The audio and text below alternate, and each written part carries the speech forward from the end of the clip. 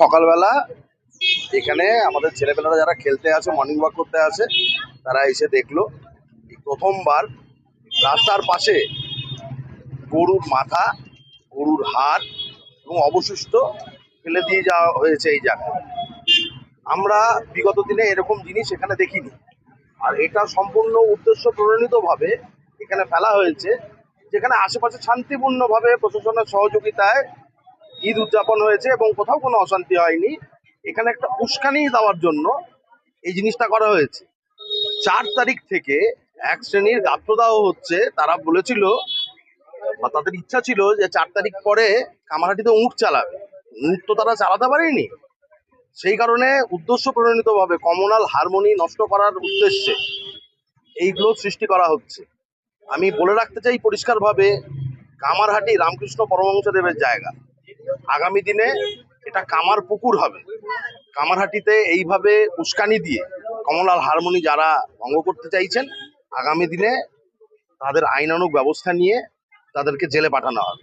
একদম সোজাসাপটাভাবে শান্ত পরিবেশকে অশান্ত করার জন্যই মন্দিরের পাশে এগুলো ফেলা হয়েছে, যেন এখানে খুব অল্প সময়ের মধ্যে হারমোনিটা ব্রেক করে এবং একটা কোন্দল লাগে বা অশান্তি হয়। এটা উদ্দেশ্য প্রণোদিতভাবে এক শ্রেণীর লোক করে আসছে, যারা কোনোভাবেই সক্ষম হচ্ছেন না, তখন এই নোংরা পর্যায়ে নেমেছেন তারা।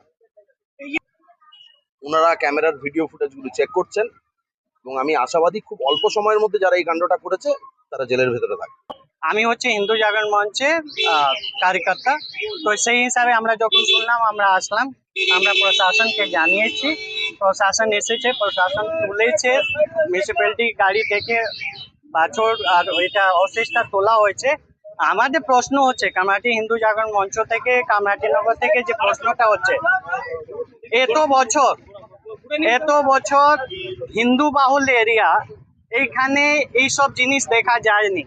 হঠাৎ কারা সাহস দিচ্ছে, কারা এদেরকে উকসাচ্ছে কি একটা অশান্তি সৃষ্টি করার চেষ্টা হচ্ছে।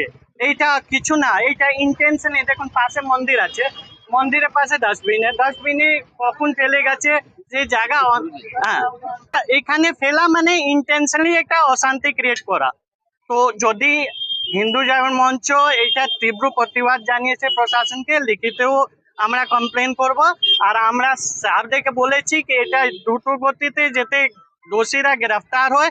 আর এর পিছনে যারা আছে, যারা উকসানি দিচ্ছে এই ধর্মীয় অশান্তি সৃষ্টি করা, এটা দেখুন বাছুরে এখানে মন্দিরের সামনে ফেলা, এইটা ধর্মীয় উকসানি দেওয়া। তো আজকে কালকে যদি কোনো অশান্তি না হয়, আমি প্রশাসনকে রিকোয়েস্ট করবো কি ইমিডিয়েট একটা স্টেপ নিন। আর সকাল